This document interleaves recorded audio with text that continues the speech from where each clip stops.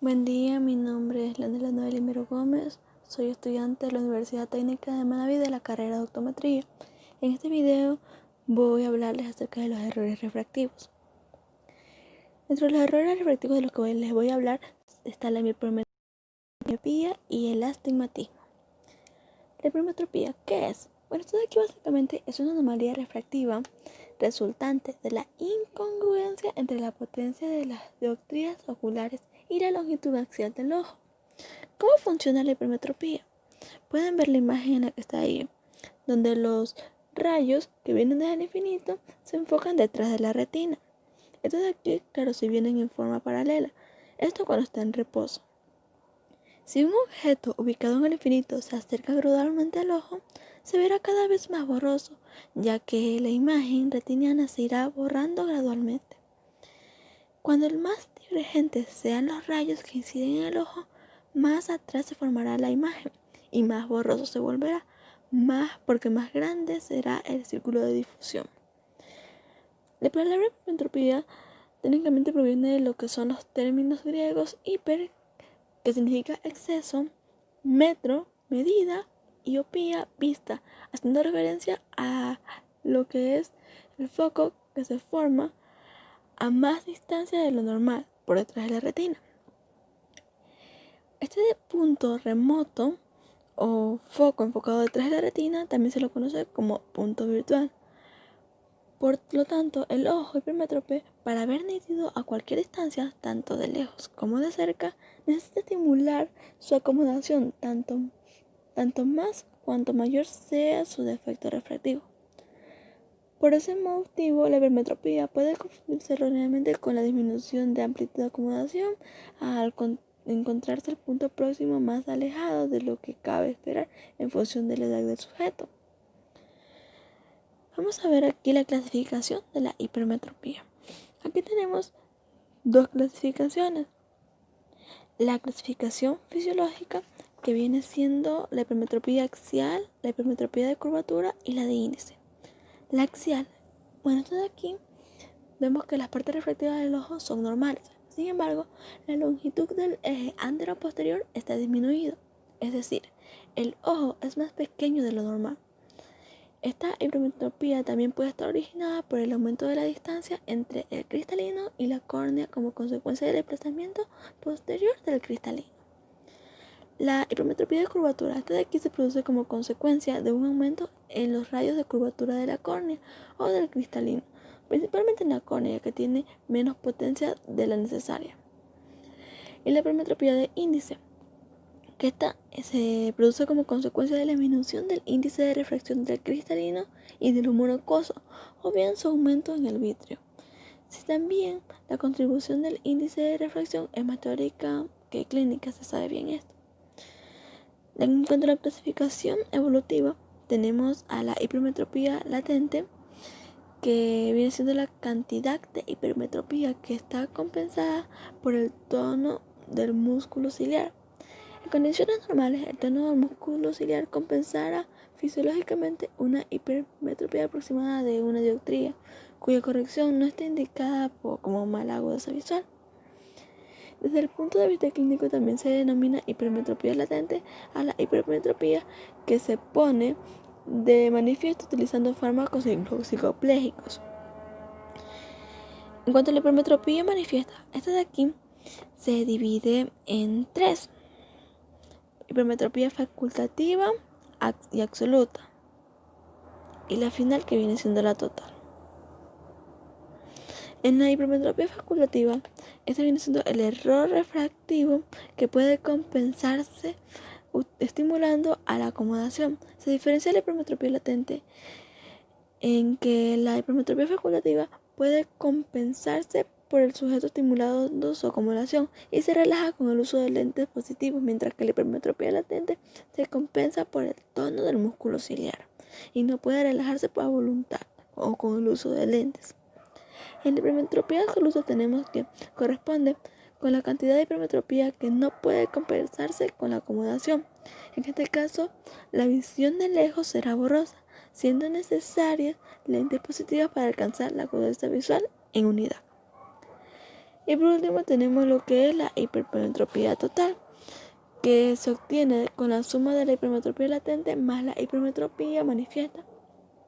En numerosas ocasiones se evidencia con la refracción bajo cicloplegia. Por lo tanto, un hipermétrope que no es capaz de compensar su ametropía con la acomodación tendrá una mala acudosa visual de lejos, al no poder situar la imagen en la retina. Al poner cristales positivos cada vez más elevados, se acerca la imagen hacia la retina de manera que alcanza una agudeza visual de 1. Lo que son los signos clínicos.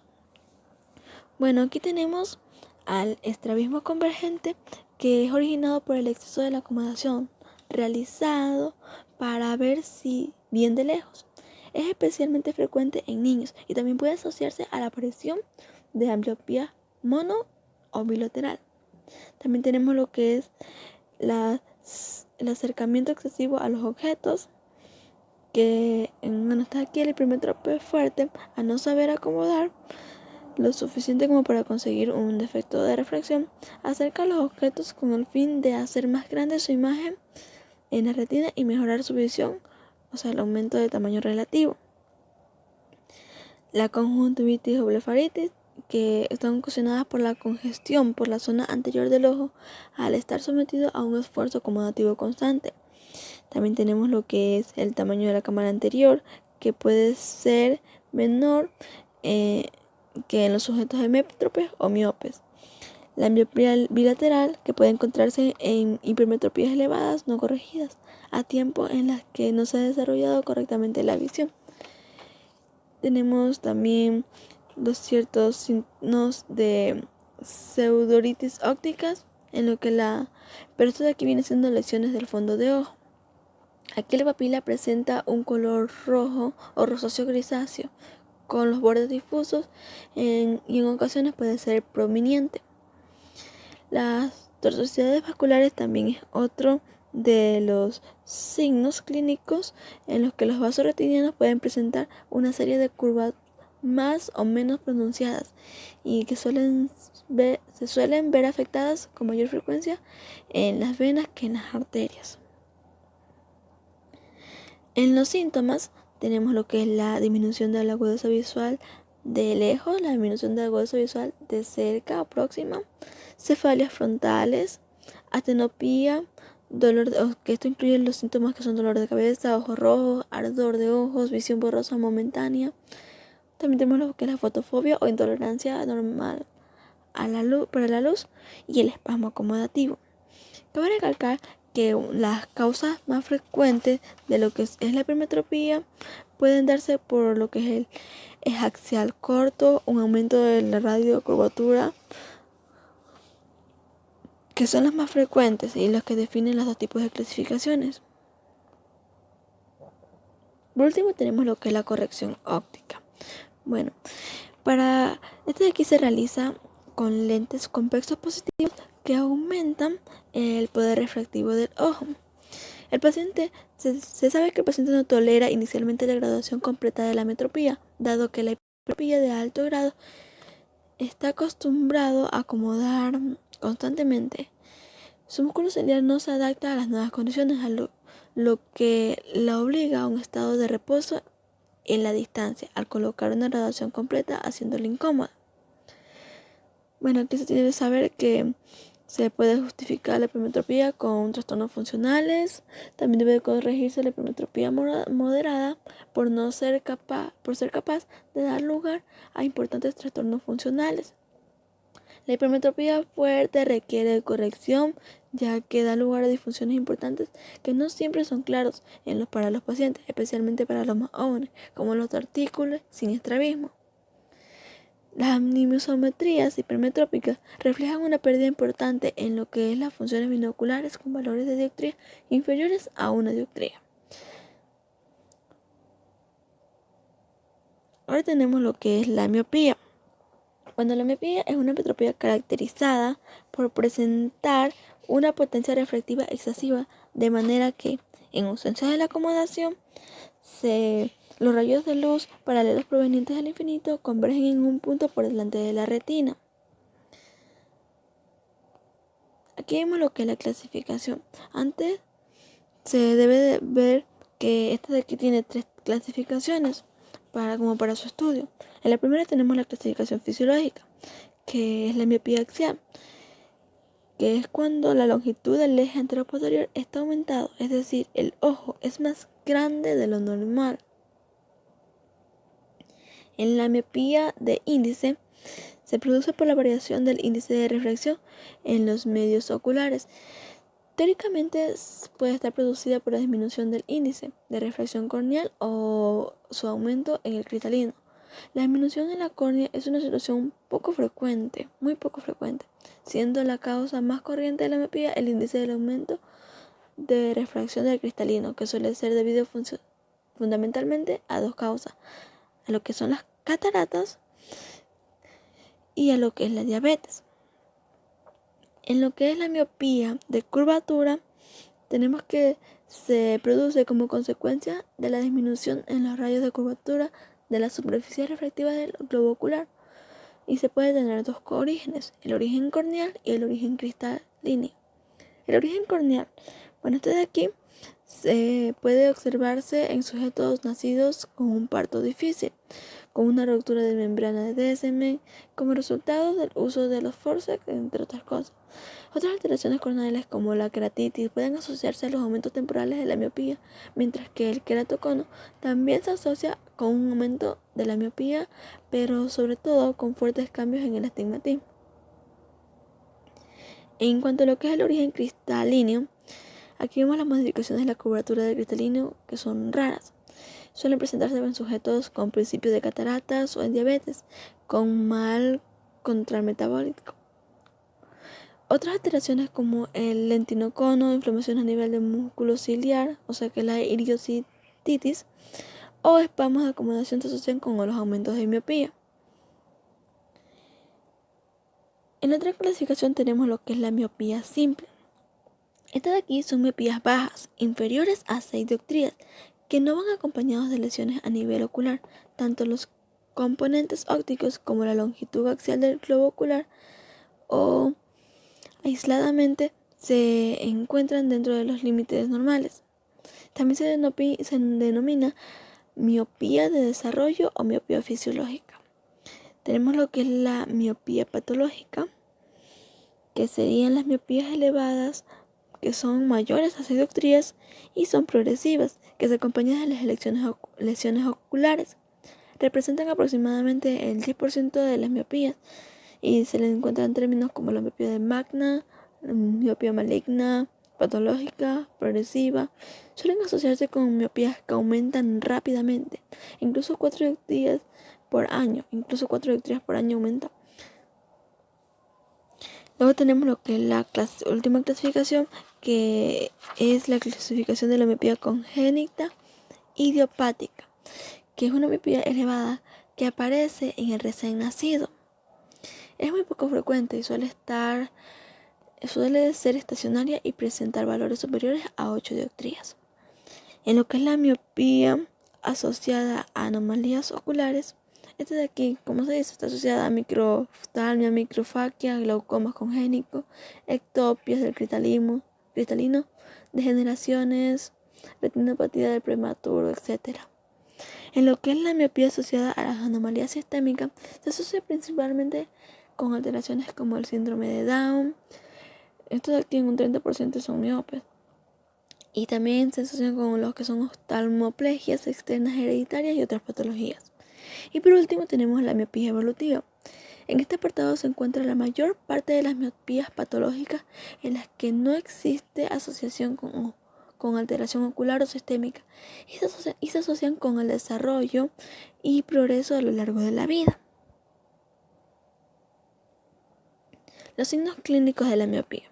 Bueno, en la miopía simple tenemos que se pueden dar lo que son las pupilas con un hábito midrático y también una alteración de la relación de la acomodación en convergencia, ya que en la mirada próxima el esfuerzo acomodativo que tienen que realizar los miopes es menor que en los hemétropes, especialmente en la lectura sin corrección óptica.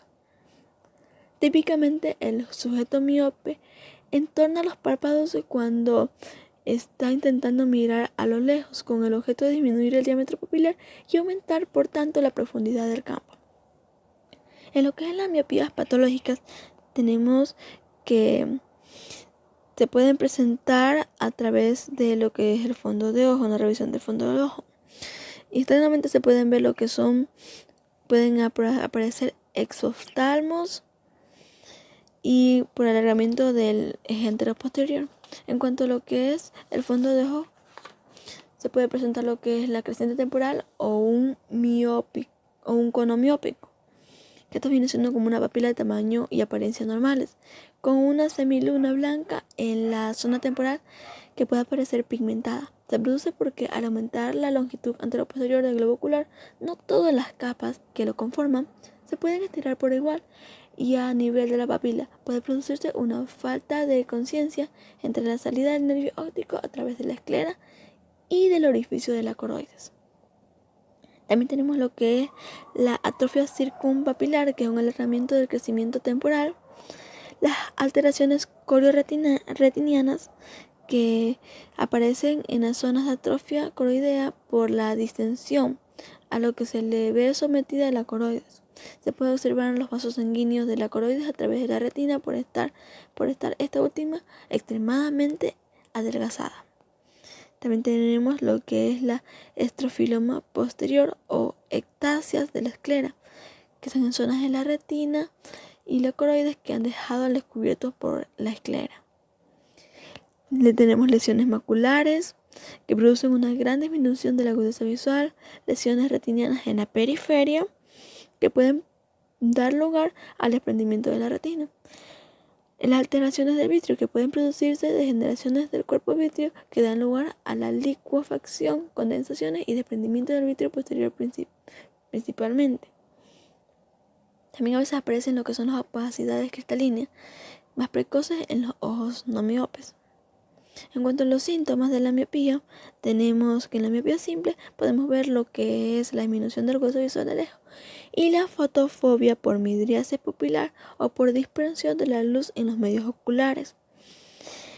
En la miopía patológica, los síntomas pueden ser la agudeza visual de lejos, una disminución, los esgotomas, miodexias, o sea, las visiones de las moscas volantes, metamorfoxias, disminución de la visión nocturna. En cuanto a lo que es la corrección en la miopía, tenemos que esta se realiza con lentes divergentes y negativos. La lente que corrija una determinada miopía será aquella cuyo foco o imagen coincida con el objeto del foco del ojo. Este de aquí consiste en un empleo de lentes de contacto, también se pueden usar. También se puede hacer un procedimiento quirúrgico, queratomía fotorrefractoria, queratomía radial y un cristalino intraocular. En el astigmatismo. Bueno, el astigmatismo en sí es la dificultad del sistema óptico para formar un punto focal en la retina, debido a la diferencia de la curvatura de una o más de las superficies refractivas del globo ocular. Bueno, la imagen del punto sería una línea. Etimológicamente el concepto, la palabra astigmatismo proviene de a, que significa negación, stigma, que significa punto, y que significa ismo, que indica un proceso patológico. Literalmente significa patología sin punto, haciendo alusión a la imposibilidad de los que padecen de enfocar las imágenes en un único punto. Este de aquí se puede definir como un defecto de la superficie de un lente que hace converger desigualmente los rayos de luz, deformando la imagen, claro. Desde el punto de vista refractivo, en el ojo se trataría de un defecto de curvatura de sus medidas refringentes que impide la convergencia de los rayos luminosos en un solo foco. Es decir, no existe un foco puntual. Así, la imagen de un punto objeto no se corresponde a la de un punto imagen, sino con varios, definiéndose dos focales principales perpendiculares entre sí, separados a una distancia que va a depender de la diferencia de la potencia entre los dos meridianos principales, es decir, de la magnitud del astigmatismo. Aquí tenemos lo que es la clasificación del astigmatismo. Bueno, aquí vemos la clasificación de regular y irregular. En esta de aquí tenemos que la regular es cuando los meridianos principales son perpendiculares entre sí y su reflexión es constante a lo largo de cada meridiano. Este es el más común y su corrección puede hacerse con lentes oftálmicos o con lentes de contacto. En el astigmatismo irregular tenemos que cuando los meridianos principales no son perpendiculares entre sí. Además, la reflexión puede variar en los distintos puntos de cada meridiano. Su corrección presenta dificultades a no poderse fabricar lentes oftálmicos cuyos meridianos principales no sean perpendiculares. Cuando es de origen corneal, el uso de lentes de contacto permeables a los gases suele ser una opción adecuada. En la tercera clasificación tenemos la hipermetropía simple, que esta de aquí es cuando una de las focales está situada en la retina y la otra por delante o por detrás. Aquí tenemos lo que es el astigmatismo hipermetrópico simple y el astigmatismo miópico simple. En el astigmatismo miópico compuesto, aquí ningún meridiano se focaliza en la retina, que puede ser hipermetrópico compuesto, en los que ambos meridianos se encuentran detrás de la retina, y miópico compuesto, que ambos meridianos se encuentran por delante de la retina. Y en el último, que es en el astigmatismo mixto, en la que un meridiano principal se sitúa por delante de la retina y el otro por detrás. En la otra clasificación tenemos la que es el astigmatismo directo o con regla, como vemos en imagen, de 160 a 180 o de 0 a 20 grados. Este de aquí se caracteriza porque el meridiano vertical es más curvo que el horizontal. Es más común que en el adulto. También tenemos lo que es el inverso o contra la regla, en el que su meridiano principal horizontal es el de mayor curvatura. Aparece más frecuentemente a partir de la sexta década de vida. Tenemos también lo que es el astigmatismo oblicuo, en el que los meridianos principalmente se encuentran más o menos en 20 grados de la línea horizontal o vertical. Por último tenemos la última clasificación, que es el astigmatismo simétrico y el astigmatismo asimétrico. En el simétrico, los meridianos principales de cada ojo están inclinados en una posición simétrica uno del otro. Se acepta una tolerancia de unos 15 grados. Y en el astigmatismo asimétrico no existe simetría entre los dos meridianos principales de ambos ojos. Los signos clínicos. Bueno, el principal signo clínico del astigmatismo es la presencia del astigmatismo corneal, es decir, la diferencia de los radios de curvaturas corneales al medir su potencia o radio con el queratómetro o el topógrafo. También se puede detectar con la retinoscopía o la refracción objetiva o la refracción subjetiva. El astigmatismo también se puede asociar con lo que es la blefaritis y la conjuntivitis por congestión de la zona anterior del ojo. Al igual que en la hipermetropía moderada o elevada, puede presentar un falso edema de papila. Si el sujeto presenta un alto grado de astigmatismo, puede presentar una disminución de acuidad visual con corrección. Es decir, no alcanza la acuidad visual de unidad, lo que produce lo que es la ambliopía. En cuanto a lo que son los síntomas del astigmatismo, tenemos que en algunos astigmatismos leves se puede referir a la acenopía, que puede producir fotofobia, lagrimeo, vértigos, náuseas y cefaleas frontales. Y también tenemos lo que es la agudeza visual sin corrección o espontánea razonablemente buena, aunque suele decir que los ojos se cansan o que las letras se desdoblan o tienen asombro, especialmente después de realizar un trabajo preciso como conducir o leer durante un periodo largo de tiempo. En las personas con astigmatismos elevados se puede encontrar lo que es la visión borrosa, es decir, una disminución de acuidad visual principalmente de lejos, pero también de cerca. En algunas ocasiones las personas pueden referir doble imagen o imagen con sombra en visión monocular. También tenemos lo que son las posiciones compensadoras de la cabeza o tortícolos, especialmente en lo que son los astigmates oblicuos. También tenemos lo que es la disminución de la hendidura palpebral o guiñar los ojos para intentar ver el efecto estenopeico. También se acerca excesivamente durante la lectura para conseguir aumentar el tamaño de la imagen retiniana. Y se dan lo que son cefalias o síntomas astenópicos, que son menos frecuentes, aunque pueden aparecer después de su corrección parcial con gafas.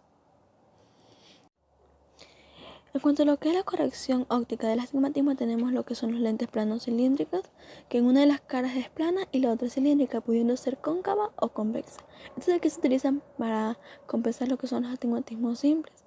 En los lentes bicilíndricos tenemos que son lentes cuyas caras anterior y posterior son cilíndricas. En lo que son los lentes esferocilíndricos tenemos que están formados al combinar el efecto de la superficie esférica con una cilíndrica. Se utilizan para compensar lo que son los astigmatismos compuestos. Y la lente tórica, que es una lente esferocilíndrica tallada en una sola cara de la lente, siendo la más utilizada para proporcionar un mayor campo visual.